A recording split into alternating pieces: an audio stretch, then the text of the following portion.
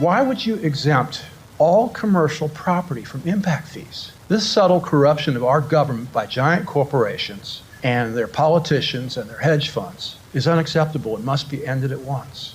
St. Johns County resident Ed Slavin speaking about Board of County Commissioners exploring the possibility of eliminating waivers for transportation concurrency fees for commercial properties. Ann Taylor is a commissioner. She asked for consensus to direct staff to draft an ordinance that would eliminate waivers of transportation concurrency fees for commercial properties. I would like consensus to direct staff to bring us an ordinance for consideration that would eliminate the waivers of transportation concurrency fees for non-residential properties. Because as everybody probably does know, since 2018 that was removed, and we can see what a mess our roads are. Commissioner Clay Murphy wanted more information before he could vote for that. There's way too many other questions for me to ask first before we do this, to fully understand what we're saying. So I would feel uncomfortable voting for something like this at this time. I would like to have about 4 weeks until the next meeting to be able to do some research and find out exactly what we're going to do with this vote. So it would be hard for me to support it. The St. Johns County Commissioners voted unanimously to put on an upcoming agenda to discuss an ordinance change eliminating waivers for transportation concurrency fees for non-residential properties. For St. Augustine's Local Morning News, I'm Karen Johnson. This local news is a service of your hometown Toyota dealer, Beaver Toyota, US 1 St. Augustine, here to wow you. My focus when I'm in Washington will be helping create the public goods that everyone benefits from. State Senator Randy Fine says if elected to fill Mike Waltz's open congressional seat, he'll get right to work. When asked about the area's infrastructure needs, Fine said he'll do what he can. That's where the federal government has a role to play. And so I'll be making sure that we get our share of the pie while being responsible and trying to bring down the deficit and the debt. Because I will tell people this.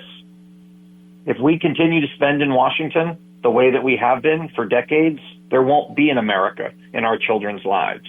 And so we have to be focused on keeping our eye on the prize of having a sustainable country, which we do not have today. As for the national debt, Fine says America is living on borrowed time. I will tell you, if in my time in Washington, however long it has, I have not succeeded in getting the budget into balance and beginning to pay down the debt, then I will have failed the people who matter most to me, which is my children. Because what I know is this, the country may not go bankrupt today or next week or next month or next year, but I am absolutely certain that in the lives of my 13-year-old and 16-year-old, it will if we don't do something about it, and I'm unwilling to be responsible for that. I'm Daryl Moody reporting.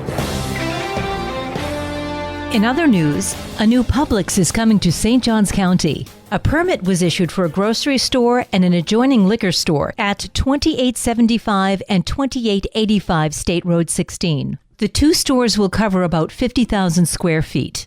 If you'd like to go downtown and take in the Nights of Lights, but don't want to drive, the city is offering free shuttle service through Monday night and again Saturday, January 4th. For drop-off and pickup times and locations, go to citystaug.com.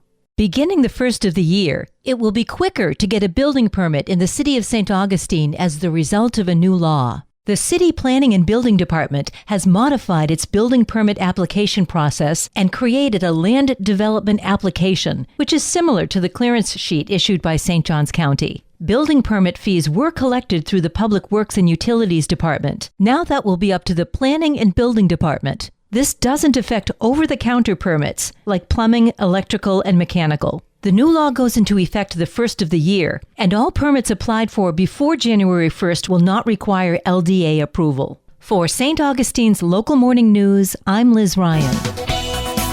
And now you're up to date with St. Augustine's Local Morning News. I'm Rich Carroll.